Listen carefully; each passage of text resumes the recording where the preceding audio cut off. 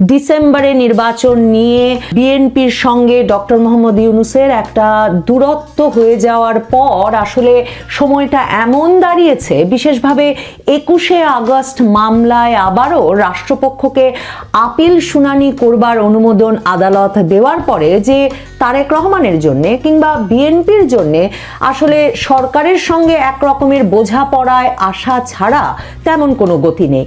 এখন জানা যাচ্ছে পত্রপত্রিকার খবরের বরাতে যে খালেদা জিয়ার তরফে সরাসরি বিএনপির স্থায়ী কমিটির সদস্যদের ঈদ সাক্ষাতের সময় জিজ্ঞেস করা হয়েছে যে সরকারের সঙ্গে দূরত্ব এতটা বাড়লো কি করে। খালেদা জিয়া জানেন, তারেক রহমান জানেন যে তারেক রহমানের দেশে ফেরা, রাজনৈতিক দলটির দায়িত্ব নেওয়া, নির্বাচনের আগে দেশে ফিরতে পারার সম্ভাবনা কতটুকু সেটা জানা নিশ্চিত হওয়া, কিংবা এমনকি নির্বাচনের পরেও তিনি আসলে একজন দণ্ডহীন, মানে কোনো দণ্ডপ্রাপ্ত আসামি নন এমন অবস্থায়, কিংবা তার বিরুদ্ধে 21শে আগস্ট মামলার মতো হত্যা বা বিস্ফোরক জাতীয় কোনো মামলা চলছে না এমন অবস্থায় তিনি আসলে দেশে ফিরতে পারেন কিনা সেগুলো নিশ্চিত করা খুব জরুরি। জরুরি তো এজন্যেও যে দণ্ডপ্রাপ্ত হলে কিংবা আপিল আদালতে হত্যা মামলা কিংবা বিস্ফোরক মামলার বিচার চলতে থাকলে তারেক রহমান এই নির্বাচনেও, যে নির্বাচন নিয়ে কথা হচ্ছে ডিসেম্বরেই হোক কিংবা এপ্রিলে, তিনি সেটাতেও অংশ নিতে পারবেন কিনা তা নিয়েও সন্দেহ থেকেই যায়।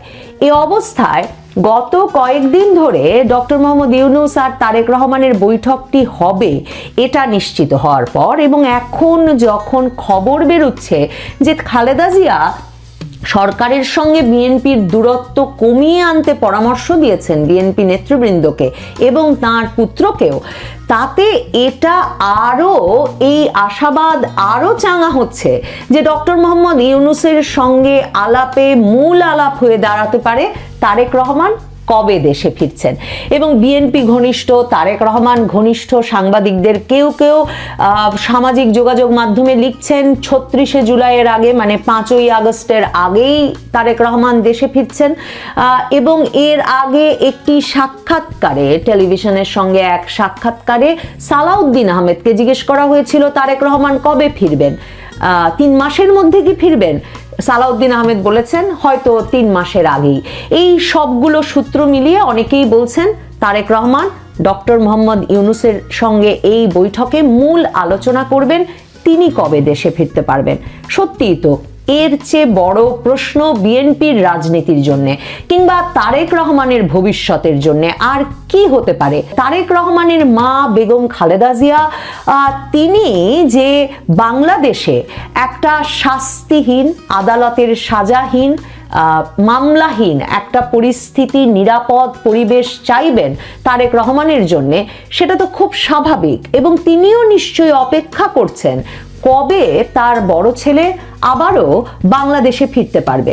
2007 সালের 1/11 সরকারের সময়ের পর থেকে জিয়া পরিবার এই মামলা, সাজা, কারাবাস এসবে বিপর্যস্ত। আপনাদের মনে আছে তারেক রহমানকে দেশ ছাড়তে হলো 2007 সালের 1/11 সরকার এসেই তাকে গ্রেফতার করলো। 1 বছরের বেশি সময় তিনি কারাগারে থাকলেন এবং খালেদা জিয়াকে তখনকার সেনা কর্তৃপক্ষের সঙ্গে নানা রকম দেন দরবার, বোঝাপড়া, নেগোসিয়েশন করে এমন একটা জায়গায় আসতে হলো যে তারেক রহমান দেশ ছাড়বেন চিকিৎসার জন্য, আপাতত রাজনীতিতে আর জড়িত হবেন না। এবং সে সময় মওদুদ আহমেদ এবং যুক্তরাষ্ট্রের তখনকার রাষ্ট্রদূতের তার বার্তা থেকে আমরা জানি যে তারেক রহমান দেশ ছেড়েছিলেন এক রকমের মুচলেকা দিয়ে যে বাংলাদেশের কোনো সরাসরি রাজনীতিতে তিনি জড়িত হবেন না, তার মানে সেনা কর্তৃপক্ষের কাছে এক রকমের মুচলেকা দিয়ে। আমি আপনাদেরকে সব সময় মনে করাই এই অবস্থায় শুধুমাত্র আদালতে মামলা না থাকলেই সাবেক একজন সেনাপ্রধান জিয়াউর রহমান পুত্র তাকে সেনা হেফাজতে নিয়ে সামরিক বাহিনীর তরফে 1/11 সরকারের সময় যে নির্যাতন করা হয়েছিল, যে নির্যাতনের বর্ণনা তিনি নিজ মুখে তখন আদালতে দিয়েছিলেন, উল্টো করে বেঁধে রাখা হচ্ছে সারা দিন এবং পেটানো হচ্ছে, মেরুদণ্ডের হাড় ভেঙে গেছে। এই অবস্থায় শুধুমাত্র বিরোধী দলীয় রাজনীতি করতে তারেক রহমানের নির্বাচনের আগেই, বিশেষ করে যখন ইউনূস সরকারের সময় নির্বাচন কবে তা নিয়ে একটা অনিশ্চয়তা, এই অবস্থায় তারেক রহমানের পক্ষে দেশে ফেরা কি সত্যি নিরাপদ হবে, সত্যি যুক্তিযুক্ত হবে? মানে তিনি কি নির্ভার নিশ্চিন্ত হয়ে ফিরতে পারবেন? বেগম খালেদা জিয়া তাতে নিশ্চিন্ত বোধ করবেন? মানে কেন বলছি তিনি এখন এলে তাকে একটা বিরোধী দলীয় নেতার ভূমিকা নিতে হবে? বিএনপি সরাসরি বলে যে অন্তর্বর্তীকালীন সরকার নিরপেক্ষতা হারিয়েছে, কারণ ছাত্ররা দল গঠন করেছে এবং এখনো দলের ভেতর ছাত্র উপদেষ্টারা রয়েছেন। বিএনপি নেতারা বলেন যে ডক্টর মোহাম্মদ ইউনূস তো আসলে এনসিপির নেতা, মানে জাতীয় নাগরিক পার্টির নেতা। আমিও বরাবর বলি যে ডক্টর মোহাম্মদ ইউনূস যে রাজনৈতিক দল গড়েছেন তার নাম জাতীয় নাগরিক পার্টি, এনসিপি। তাহলে এনসিপি ক্ষমতায় আছে, ডক্টর মোহাম্মদ ইউনূস ক্ষমতায় আছে, এই অবস্থায় বিএনপির রাজনীতি মানে রাজপথের রাজনীতি, বিভিন্ন দাবি আদায়ের রাজনীতি, নির্বাচনটি সঠিক সময়ে আদায় করে নেওয়ার রাজনীতি, নির্বাচনটি যাতে একটি নিরপেক্ষ প্রশাসনের অধীনে হয়, সে সময়ে যাতে অন্তর্বর্তীকালীন সরকারে জাতীয় নাগরিক পার্টির প্রতিনিধিরা বসে না থাকে, সেসব নিশ্চিত করার যে রাজপথের দাবি, সেসব দাবি আদায়ের জন্য সরাসরি রাজপথে আন্দোলন করতে বিরোধী দলীয় রাজনৈতিক নেতার মতো একটা ভূমিকা নিয়ে, বা আসলে বিরোধী দলীয় রাজনৈতিক নেতার ভূমিকায় তারেক রহমানের কি দেশে আসার সুযোগ আছে?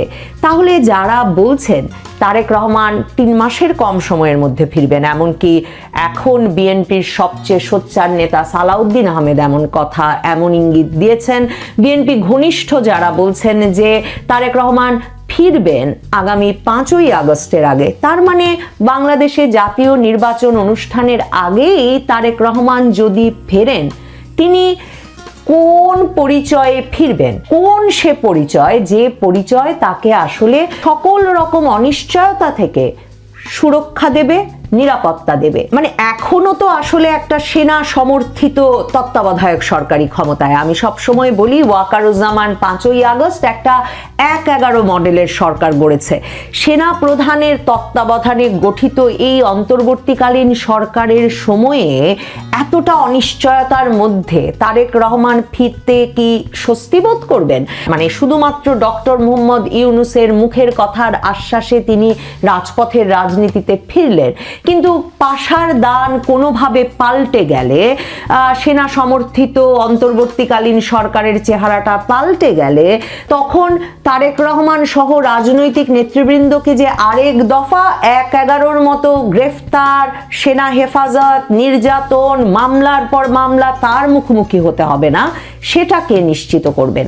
তার চেয়েও দেখুন গুরুত্বপূর্ণ সমস্যা হচ্ছে ডক্টর মোহাম্মদ ইউনূসের মুখের কথায় বিরোধী দলীয় রাজনৈতিক নেতা হিসেবে আগামী নির্বাচনের প্রস্তুতি নিতে এবং সেই অপেক্ষায় তারেক রহমান ফিরলেন।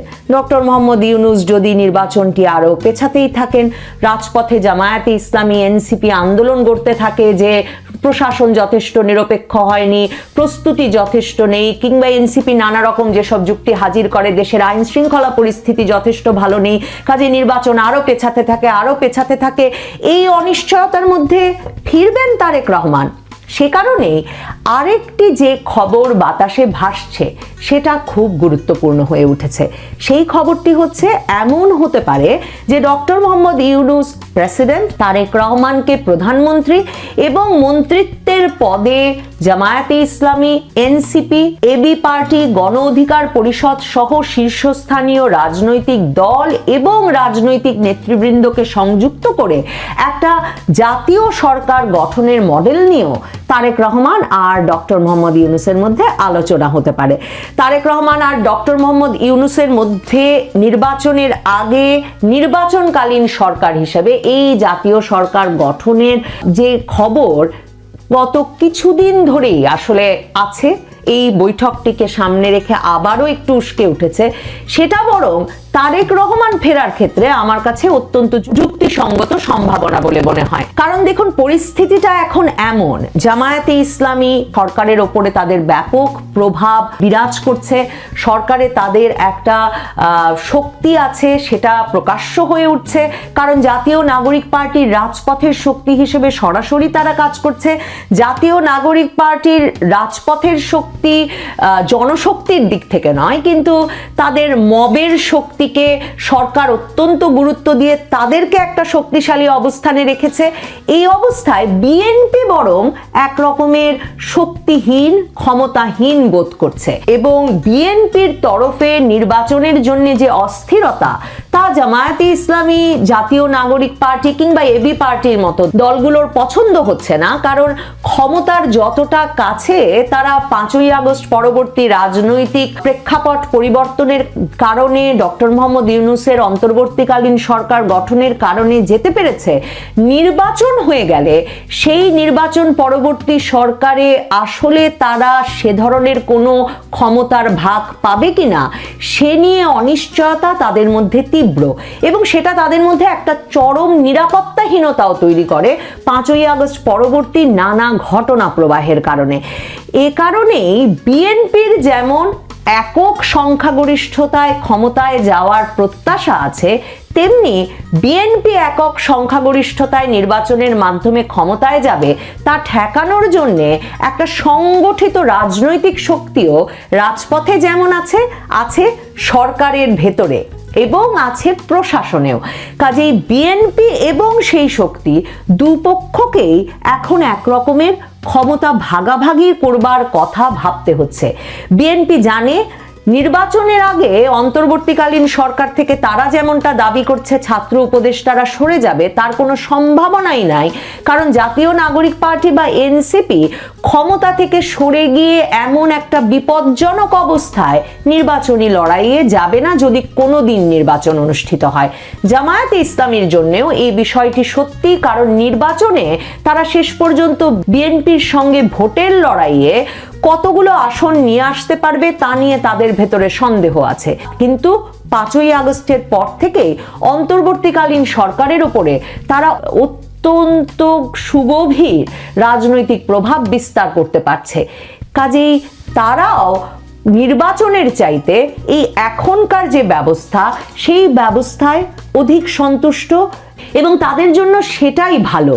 তাহলে বিএনপির জন্য ক্ষমতার কাছাকাছি যাওয়ার বা একটা গ্রহণযোগ্য নির্বাচন অনুষ্ঠানে নিজেদের প্রভাবটাও খাটানোর একমাত্র পথ আসলে সামনে রয়ে গেছে হয়তোবা এই জাতীয় সরকারে অংশগ্রহণ। আর সত্যি যদি আমরা ভাবি, তারেক রহমান এবং তার মা বেগম খালেদা জিয়া দুজনেই চান যে বিএনপির ভারপ্রাপ্ত চেয়ারম্যান হিসেবে তারেক রহমান দেশে ফিরে রাজনৈতিক দায়িত্ব গ্রহণ করবেন, তাহলে বর্তমান অন্তর্বর্তীকালীন সরকারের সঙ্গে এমন একটা আলাপ আলোচনা বা মীমাংসায় পৌঁছানো ছাড়া আসলে বিএনপির রাজনীতির এইরকম একটা সময়ে আর কোনো সহজ ভবিষ্যৎ কি আছে?